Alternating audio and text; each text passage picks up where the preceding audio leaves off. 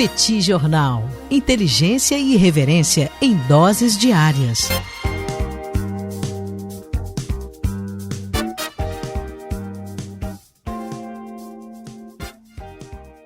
Olá, gente. Bem-vindos, bem-vindas ao Petit Jornal. Esse é o bate-papo número 917. Estamos gravando uma live no YouTube do Petit Jornal. São exatamente 9 horas e 19 minutos da manhã de segunda-feira, 25 de agosto de 2025. Cá está a dupla de costume, a dupla que você conhece de cor, Tanguy, ô Bagdadi, animado, contente, preparado, revigorado, resiliente, descansado depois de um longo final de semana e tarifado. Segue tarifado o professor Bagdadi. E Daniel Souza, que é esse que vos fala. Ao longo dos próximos minutos, vamos repercutir os principais acontecimentos internacionais das últimas horas. Como vai, senhor Bagdadi? Tudo bem? Vamos a isso? Tudo bem, Daniel Souza? Vamos lá para esse bate-papo 917, iniciando mais uma semana de trabalho, de labuta, de loucura nesse mundão de meu Deus. Deixo aqui as boas-vindas a todo mundo que vai permanecer com a gente ao longo da semana inteira. Todo mundo que acompanha a gente aqui no YouTube, nessa live, de onde sai a gravação, aliás, que vai também pro pessoal que nos acompanha pelo podcast. Daniel, o primeiro tema que eu queria abordar hoje é a relação entre Estados Unidos e Ucrânia. Quero lembrar, Daniel, a gente falou sobre isso longamente no ano passado, que o Biden, ele flexibilizou um certo controle que os Estados Unidos mantêm com relação ao uso de armamentos americanos contra a Rússia. Esse controle, ele sempre existe, ou seja, os Estados Unidos fornecem determinados armamentos e a utilização desses armamentos pode ser restringida pelos Estados Unidos. Então foi o caso das restrições que os Estados Unidos colocaram à Ucrânia para que a Ucrânia não utilizasse armamentos de longo alcance cedidos pelos Estados Unidos contra a Rússia. A preocupação é que isso pudesse escalar ainda mais a guerra, que isso pudesse tornar um problema lá na frente e tal. E quando o mandato do Biden foi chegando ao fim, a situação, a pressão ela foi aumentando e tal, e o Biden acabou liberando. Falou, Ucrânia, seguinte, pode usar essas armas aí à vontade e tal, contra a Rússia, o que é naturalmente algo que para a Ucrânia era estrategicamente muito importante e foi um ponto de tensão com o governo de Vladimir Putin. O governo Trump, Daniel, como a gente sabe, ele quer resolver a guerra. O ponto dele é resolver a guerra, mesmo que para isso você tenha que oferecer vantagens para o Putin. A gente já falou sobre isso aqui outras vezes. A lógica do Trump é uma lógica muito direta. A potência é a Rússia. A potência é a Rússia. É natural que a Rússia leve vantagem. Aliás, ele falou sobre isso novamente esse final de semana agora. Ele disse ao longo dos últimos dias, é muito difícil, se não impossível, a Ucrânia vencer essa guerra, porque você não pode vencer a guerra sem atacar o país invasor. E aqui que tem uma sutileza que é maravilhosa, tá, Daniel? Com essa frase, o que ele está dizendo é que a Ucrânia não vai conseguir vencer a guerra porque não ataca a Rússia. Só que a gente descobriu, no dia de ontem, no domingo, que os Estados Unidos, desde junho de 2025, ou seja, tem 2 meses, voltaram a colocar restrições para que a Ucrânia ataque a Rússia com armamentos americanos. Então, desde junho de 2025, o Departamento de Defesa dos Estados Unidos tem bloqueado, sem fazer alarde, sem fazer barulho, mas tem bloqueado qualquer tipo de autorização para que a Ucrânia utilize mísseis táticos de longo alcance contra alvos em território da Rússia. Naturalmente, Daniel, isso é um favorecimento ao Putin. Esse é um favorecimento à Rússia. Só que o que é interessante, Daniel, é o jogo duplo. O Trump ele fala ao mesmo tempo que, olha, a Ucrânia não vai conseguir vencer porque ela não ataca a Rússia. Meio que assim, a Ucrânia tem que ser braba, ela tem que ser um país ousado, tem que ir lá atacar a Rússia, sendo que ao mesmo tempo você não tem a autorização. Ou seja, volta a passar pela mesa do secretário de Defesa, que atualmente é o Peter Hegseth, que é um cara que está super no bolso do Trump, não apenas, claro, ele é um secretário do governo Trump, mas é um cara absolutamente trumpista, então ele compra de maneira absoluta a lógica do Trump. Então, não é que a Ucrânia não ataca a Rússia com mísseis americanos porque ela não quer. Ela não faz porque os Estados Unidos não autorizam. É por conta disso, Daniel, que os ataques que a Ucrânia vem promovendo contra a Rússia vêm sendo feitos principalmente com drones. No dia de ontem, inclusive, a gente teve uma série de ataques com drones contra a Rússia num dia importante para a Ucrânia, Daniel, porque ontem se comemorou a data, o dia da independência da Ucrânia, fazendo uma referência ao dia 24 de agosto de 1991, Ou seja, a gente está falando sobre 34 anos do dia em que a Ucrânia se tornou independente da União Soviética. A União Soviética durou apenas mais alguns poucos meses, né? Em 25 de dezembro de 91, a própria União Soviética deixou de existir, mas o dia 24 de agosto é a data nacional da independência ucraniana. O que eu tenho certeza que passou uma sensação de tranquilidade para todos nós, Daniel, que acompanhamos os temas internacionais e tal, é que nós tivemos uma série de ataques com drones ucranianos contra a Rússia.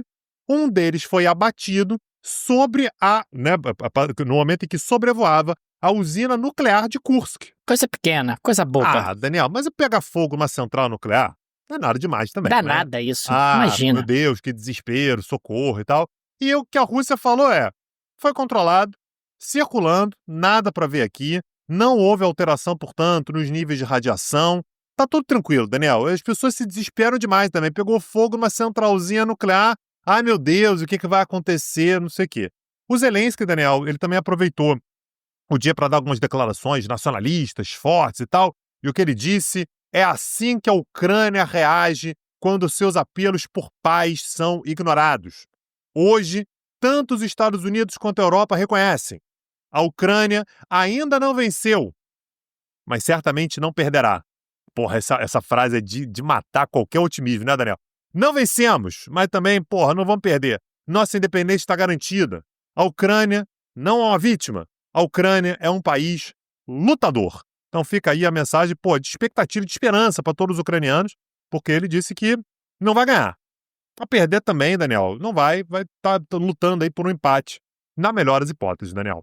Então não vai ganhar nem perder, vai conseguir um empate que na prática é favorável dentro do atual contexto, que é um contexto adverso e de dificuldades para ucranianos dentro de um contexto de guerra contra os russos. Perfeito. Excelente resumo.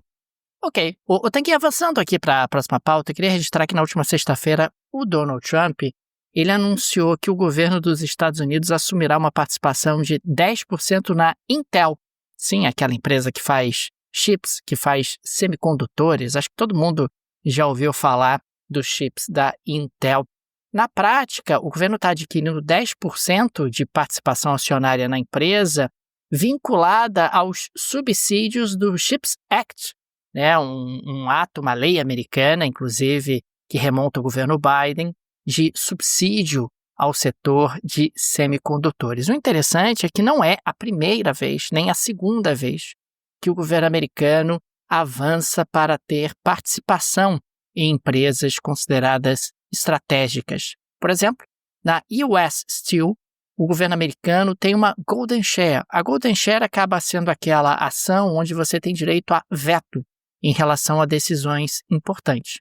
Não tem muito tempo, houve ali um veto do governo americano para que a US Steel não fosse comprada, né, pela Nippon Steel, né? Então, na prática, existia ali um movimento dos japoneses para comprar a US Steel e o governo americano brecou esse movimento.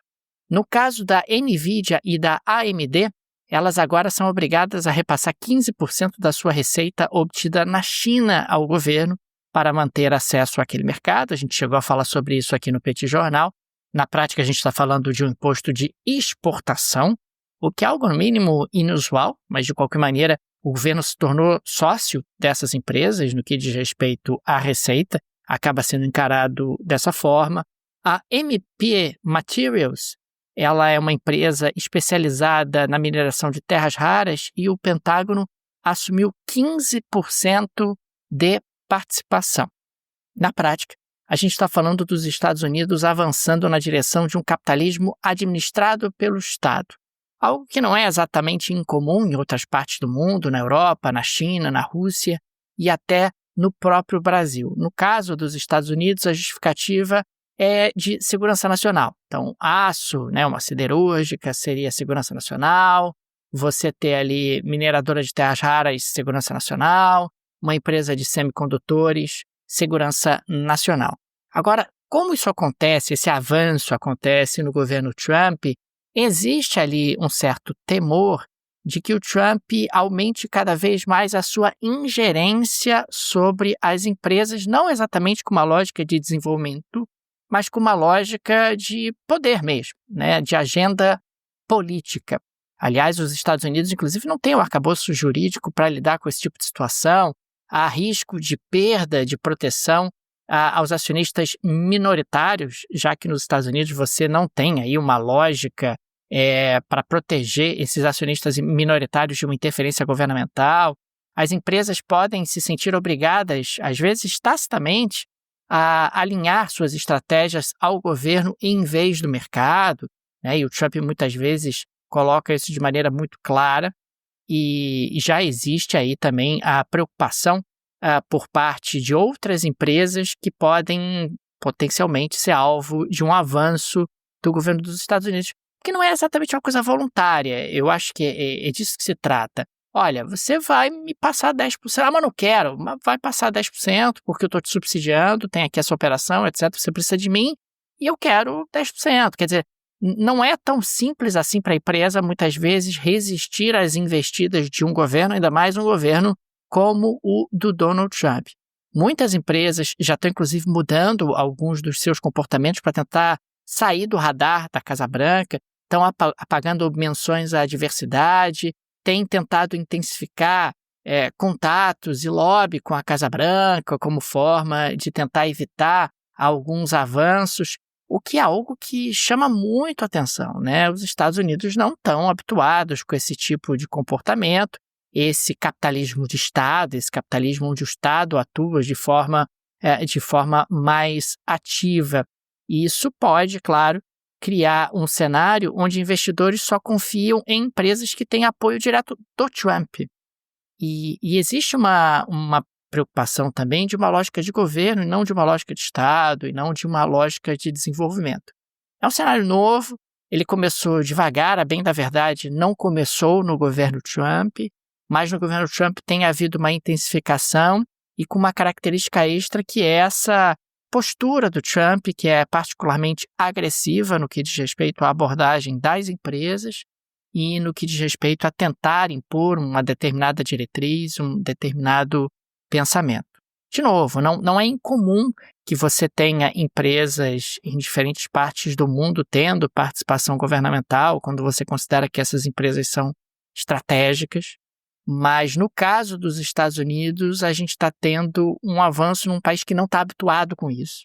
E, consequentemente, não existem balizas para criar um regramento para proteger o mercado desse tipo de atuação. No Brasil, por exemplo, se você pegar uma empresa como a Petrobras, o nível de regramento sobre a Petrobras é absolutamente sofisticado para proteger os acionistas minoritários, para proteger a Petrobras de determinados comportamentos oportunistas do governo de turno. O meu ponto é que nos Estados Unidos isso não existe e, por não existir, é preocupante, ainda mais dentro de um governo que não tem interesse em criar esse regramento e tenta, ao máximo, manter as coisas ali ao sabor da vontade do presidente de turno. A gente tem o Trump que vai afrouxando as regras, né, Daniel? Você tem uma regra ali que não é lá muito sólida, né? Ela espera ali um certo bom senso. E nos Estados Unidos, aliás, isso é muito comum, né? Você tem uma regra ali que ela vem meio que pelo bom senso, por uma certa tradição de comportamentos e tal.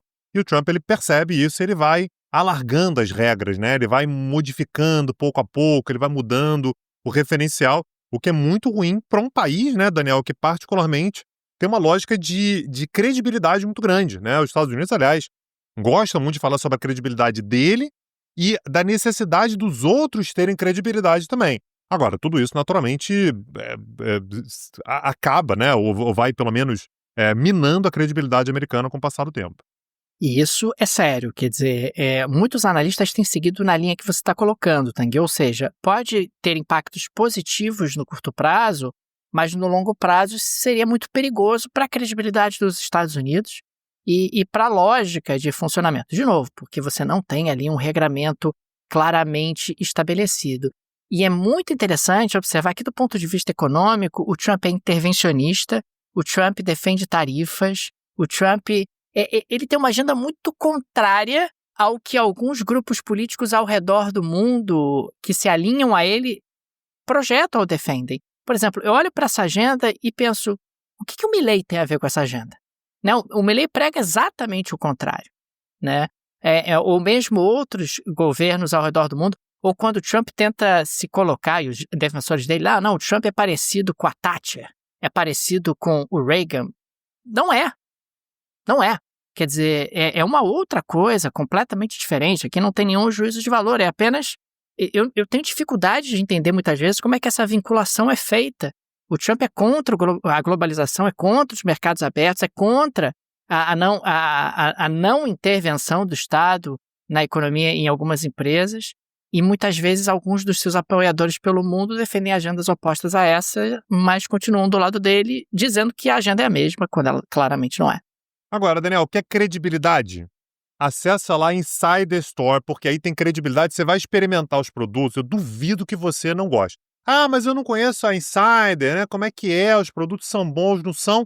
Olha que super oportunidade que você tem. Só toma cuidado, enquanto durarem os estoques, é por tempo limitado. Mas para você conhecer a Insider Store, só com o link do Petit Jornal, não é para todo mundo. Não adianta entrar direto no site, tá? Tem que usar o link que está na descrição desse episódio. Você pode ter acesso, você vai ter acesso, né, enquanto tiver dos estoques lá, de 2 promoções em que você compra produtos e ganha outros. A promoção número 1, você compra 2 tech t-shirt, como essa aqui, que eu e o Daniel estamos usando, é você que está assistindo o vídeo, está vendo a gente aqui com as nossas tech t-shirt gola U, e você ganha uma cueca boxer performance. E para as mulheres, se você comprar 2 perfect top, você ganha uma calcinha brief. Tudo isso você acessa lá no link que está na descrição desse episódio. Não perde a oportunidade, uma super forma de você conhecer os produtos da Insider Store. Clica no link, gente, imperdível, conheçam os produtos da Insider Store, tenho certeza que vocês vão gostar demais e ainda mais dentro de um contexto onde você tem condições especialíssimas para os amigos e amigas do Petit Jornal. Link no descritivo, aproveitem. Daniel Souza, eu queria trazer para a pauta aqui mais uma crise, mais uma camada de crise entre França e Itália. O fato, Daniel, é que a relação entre o Emmanuel Macron e a Giorgia Meloni, a primeira-ministra italiana, é uma relação boa. É uma relação que já teve ali seus altos e baixos e tal, mas é uma relação que, nesse momento, é uma relação de uma certa estabilidade. Eles tiveram juntos, por exemplo, lá na Casa Branca recentemente, concordaram com relação à necessidade de apoio à Ucrânia, têm falado sobre isso constantemente. Então, a despeito das diferenças ideológicas e tal, que os dois certamente têm, não é uma relação exatamente instável. A questão, Daniel, é que tem uma outra pessoa na Itália que me parece, isso é uma impressão que a gente tem de longo prazo, de longa data, que se sente incomodado com um certo papel secundário, que é o Matteo Salvini. Matteo Salvini, Daniel, ele atualmente é vice-primeiro-ministro, então ele tem um papel importante na Itália, vice-primeiro-ministro e ministro dos transportes. Mas o fato é que o Matteo Salvini, Daniel, há muito tempo que ele quer ser primeiro-ministro, quer se viabilizar como grande nome. Me parece que ele queria ser o sucessor do Berlusconi, né? Ele atualmente é o líder da Liga, né? Liga que, aliás, Daniel, ela foi criada, né? Ficou conhecida lá atrás como Liga Norte. A Liga, inclusive, mudou de nome, né? Atualmente ela se chama apenas Liga, né? E o nome que é utilizado na Itália é Liga Salvini Premier, né? Então eles usam, inclusive, a sigla LSP. A Liga tem dono, então, tem que a partir de agora? A Liga agora tem... Esse é o slogan, né? Mas é meio que o nome que eles usam. Quer falar da Liga? Não fala mais Liga Norte, né? Para dar uma ideia de que é para a Itália toda. É a Liga do Salvini. A Liga do Salvini, né? Então o Salvini, Daniel, ele fica tentando se fazer lembrar, né? Assim, eu sou um cara importante e tal. E o alvo principal dele é Emmanuel Macron. Então ele pegou essa não é a primeira vez, tá? Ele já pegou no pé do Macron outras vezes e tal. Mas na semana passada, o Macron ele chegou a dizer que seria possível que a Europa mandasse tropas para a Ucrânia. Então, depois que tivesse um acordo, né? Então, Rússia e Ucrânia chegassem a um acordo, mediado pelos Estados Unidos ou não importa, que a Europa eventualmente poderia ter que se mobilizar para mandar tropas para ficar ali perto da fronteira, para meio que garantir que o cessar-fogo ele fosse mantido. O Salvini, Daniel, ele foi daquele jeito que ele gosta, né? Meio falando para a imprensa, meio para o público dele ali e tal. E o que ele disse foi, vai você, se quiser. Ele falou isso aqui no dialeto milanês, então nem é o italiano tradicional, né? O italiano que tem origem ali na Toscana, né? Então ele usou o dialeto milanês, que é o que ele usa, né, no seu cotidiano. Então, o que ele Pra disse mostrar para que ele é Macron diferente, né, Tanguy? Porque afinal eu sou de Milão, eu sou do norte da Pilar. Itália, eu não faço parte do resto da Itália. Tem aí um subtexto claramente estabelecido, né? Então o que ele disse foi: vai você se quiser.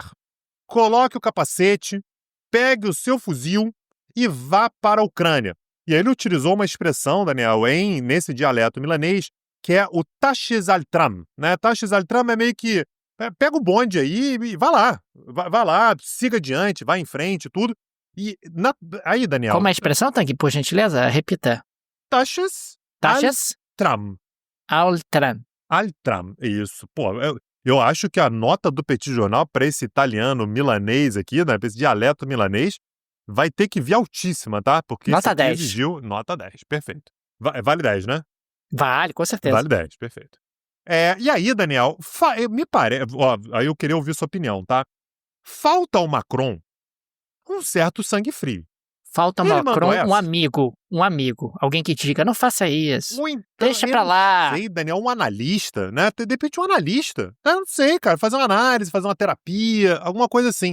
Porque numa dessa, Daniel, o Macron ele tem duas opções. Ou ele ignora. Aí falou, cara, ele não é nem primeiro-ministro, Daniel, é vice-primeiro-ministro. Exatamente, o Salvini não tá no patamar do presidente da França. Como é que Sabe? você vai responder a um cara que não é sequer o primeiro-ministro da Itália? Se fosse Ou o então você primeiro-ministro da Itália... debocha. É, Debocha. Reação de Emmanuel Macron, Daniel. Convocou o embaixador da Itália para prestar explicações. Porra, Daniel, é tudo que o Salvini queria. O Salvini nunca ia aparecer na pauta internacional porque falou um negócio desse. É apenas Salvini falando. Mas o Macron vai lá, convoca o embaixador da Itália em Paris para protestar formalmente. O Macron ele faz isso, aliás, com o Trump também, né? O Trump fala as barbaridades dele lá e o Macron ele quer responder. Não é bem assim. Não é desse jeito que falaram. Então ele falou, Daniel, que as declarações do Salvini, isso foi dito para o embaixador italiano, contrariam o clima de confiança entre os dois países. E que houve convergências recentes com apoio incondicional à Ucrânia e que esse tipo de declaração não tem lugar e tal. Quem ignorou solenemente foi a Giorgia Meloni, por exemplo. Giorgia Meloni nem se manifestou, Daniel, não quer nem saber. que aliás Não é o louca problema. pra colocar o Salvini no cantinho dele e não dar atenção pra ele de forma alguma. Aliás, se eu fosse embaixador da Itália em Paris, com todo respeito, eu diria, senhor presidente, ele não é meu chefe não, o tal do Salvini, não sou responsável pelo que ele diz. Não é chanceler? Não é chanceler, não é o primeiro-ministro, então é isso, é só isso que o senhor tinha pra me dizer? Posso ir embora? Posso ir pra casa tomar o meu café? Né? Porque aqui não tem mais nada pra fazer. Perfeito. Sigamos, Daniel. Sigamos, Tanguy. Avançando aqui para a pauta seguinte, eu queria destacar que a Christine Lagarde, que é a presidente do Banco Central Europeu, em um discurso no simpósio do Federal Reserve, em Jackson Hole, nos Estados Unidos, afirmou que os trabalhadores estrangeiros representavam apenas 9% da força de trabalho na zona do euro em 2022, mas foram responsáveis por metade do crescimento do mercado de trabalho nos últimos 3 anos. Na Alemanha, por exemplo, o PIB seria aproximadamente 6% menor sem a contribuição dos trabalhadores estrangeiros. A recuperação econômica da Espanha no período pós-pandemia também teria sido mais lenta a recuperação e a força estrangeira acaba sendo fundamental. A mão de obra estrangeira ela acaba ajudando a conter a inflação, evitando qualquer tipo de desaceleração econômica mais forte. É importante registrar que a população da União Europeia chegou a 450,4 milhões de habitantes em 2024, impulsionada pela imigração líquida, que compensou o baixo crescimento natural, o baixo crescimento vegetativo. Esse é um tema que recorrentemente nós nos debruçamos aqui no Petit Jornal porque ele é incontornável. A Europa é um continente envelhecido, a Europa precisa dos imigrantes. Ah, mas eu não quero os imigrantes. Bom, então você vai ter que experimentar inflação, retração econômica e você vai ter uma piora substantiva na sua qualidade de vida. O ideal é que você tenha uma política migratória que possa acomodar essas pessoas, que evite que essas pessoas vivam em guetos, que proporcione uma integração dessas pessoas à sociedade local, para que haja realmente um pouco mais de harmonia nesse processo integrador, tudo isso pode proporcionar ao mesmo tempo um crescimento mais forte, uma inflação mais baixa e um desenvolvimento econômico mais sustentável. Agora, se você vive na Europa e você não quer, enfim, ter filhos, etc., o que é absolutamente legítimo e um direito individual, do ponto de vista coletivo, algo tem que ser feito para que a economia continue rodando, para que a economia continue funcionando. Caso contrário, as consequências acabam sendo muito graves. E, nesse sentido, os governos ficam numa situação muito difícil, né? Porque, de um lado, as pessoas não querem os imigrantes e, de outro lado, se você não recebe os imigrantes, a economia afunda.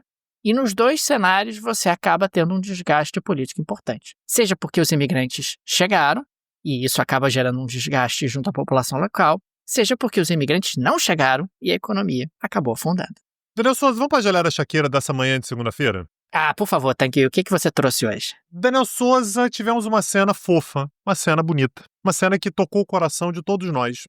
Donald Trump recebeu na Casa Branca, com um boné escrito "Trump sempre teve razão". Ele recebeu o Gianni Infantino, presidente da FIFA. O Gianni Infantino está desesperado porque a Copa vai ser lá. Pelo amor de Deus, Trump, não faz besteira, socorro. Tem que entrar turista. Tem que entrar turista pra caramba nos Estados Unidos. Então, o Gianni Infantino... As pessoas vão ter que ir do México para os Estados Unidos, para o Canadá, para os Estados Unidos, para o México. Socorro, você pode fazer da minha Copa do Mundo um pesadelo, um caos, né, e tal. Então, o Gianni Infantino esteve na Casa Branca, levou, inclusive, a taça, né, da Copa do Mundo e tal. E aí teve um determinado momento que Donald Trump ficou em pé no salão oval da Casa Branca, Gianni Infantino do lado dele. E aí Donald Trump começou a dizer, sem anunciar o que era: acabei de receber uma foto de alguém que quer muito estar lá, falando sobre a Copa do Mundo. Ele tem sido muito respeitoso comigo e com o nosso país, mas não tão respeitoso com os outros. E nesse momento, Daniel, Donald Trump pega a fotografia que ele tinha nas mãos, mostra para a imprensa que estava ali do lado dele, e é uma foto muito bonita, uma foto fofa, uma foto família, uma foto de amizade, uma foto de amor, com ele e Vladimir Putin. Né? É um homem chamado Vladimir Putin, que acredito que virá para a Copa do Mundo, dependendo do que acontecer. Aí vem, isso aqui é a cara do Donald Trump, tá? Ele pode vir ou não, dependendo do que acontecer. Temos muitas coisas acontecendo nas próximas semanas. Achei que essa é uma foto bonita dele. Boa da minha parte, mas simpática da parte dele. Então foi muito legal que me enviaram. E aí, Daniel, ele disse que vai assinar a carta e mandar de volta para Vladimir Putin. O nome disso, Daniel, é uma amizade verdadeira. Isso aqui é amor de verdade. O Gianni Infantino estava do lado dele meio sem entender o que estava acontecendo. Por que ele está mostrando a foto do Putin? O que tem a ver uma coisa com a outra? Como se não bastasse, Daniel, o Gianni Infantino ainda emprestou para ele o troféu da Taça do Mundo, né, para ele pegar na mão e tal. E aí o Gianni Infantino falou assim, esse é o troféu que o vencedor da Copa do Mundo ganha. Somente o presidente da FIFA, os presidentes dos países e aqueles que vencerem podem tocá-la. E você, Trump, você já é um vencedor. E é claro que você pode tocar na taça. E aí o Trump disse, eu não vou devolver. Nós não vamos devolver. Ficaria ótimo naquela parede ali. Nessa hora deu pra ver que a careca do Gianni Infantino começou a suar. Falou, meu Deus do céu, ele vai querer ficar com a taça. O que eu vou fazer agora e tal? E aí o Gianni Infantino falou assim, não, porque eu tenho que entregar pro próximo vencedor e tudo. E finalmente Donald Trump devolveu. E aí falou mais uma frase, aquelas frases meio infantis que o Trump fala às vezes, né? É pesada. Esse é um belo pedaço de ouro. Ele parece meio um cowboy, né? Parece um negócio meio de trabalho em mina. Nice piece of gold, né? Um pedaço legal de ouro. Então isso é Donald Trump, Daniel, fazendo com que qualquer visita se torne uma geleia da Shakira, Daniel. E ele salivava, né, Tanguy, enquanto ele olhava para aquela taça e pensava certamente, lá em casa essa taça, hein? Nossa, já teria até um espaço especial para ela, seria algo absolutamente maravilhoso. Tanguy, dito isso, fica aqui o nosso agradecimento aos apoiadores e apoiadoras do Petit Jornal, vocês que ajudam a manter esse projeto de pé, fica o nosso carinho, o nosso muito obrigado a cada um de vocês. O Petit é uma mídia pequena, não tem nenhum conglomerado por trás, nenhuma produtora por trás, e por isso a ajuda de nossos apoiadores é tão importante. E fica também o convite, se você gosta do nosso projeto, se ele faz diferença na sua rotina, considere nos apoiar. No descritivo desse episódio tem várias alternativas. Tem a chave Pix, do Petit Jornal, uma forma prática, instantânea de apoiar o Petit. Tem também o link para o Apoia-se, o link para o Patreon. Tenho certeza que uma dessas alternativas será confortável para você. E lembrar que amanhã, Daniel, na terça-feira, 26 de agosto, nós temos a próxima aula gratuita do Petit Jornal. A gente vai falar sobre a relação entre Brasil e Estados Unidos, né? Como é que estava ou como é que está essa relação, né? Qual o estágio atual dessa relação? O que o Brasil tem de importante para os Estados Unidos e o que os Estados Unidos têm de importante para o Brasil? Ou seja, no momento em que o Brasil e os Estados Unidos têm uma relação talvez das piores, né, Daniel, em muitas décadas, o que a gente pode extrair desse momento, dessa relação? Então, tudo isso vai estar lá no YouTube do Petit Jornal, ao vivo. Se você não assina, se você não está inscrito ainda no canal do Petit Jornal no YouTube, se inscreve lá, ativa o sininho, porque essa aula vai acontecer amanhã. Estamos muito animados. Vai acontecer às 19 horas. Daniel Souza, hoje, mais tarde, temos mais um episódio. Um abraço e até a próxima. Valeu! Tchau, tchau! Petit Jornal. Inteligência e irreverência em doses diárias. Acesse www.petitjornal.com.br.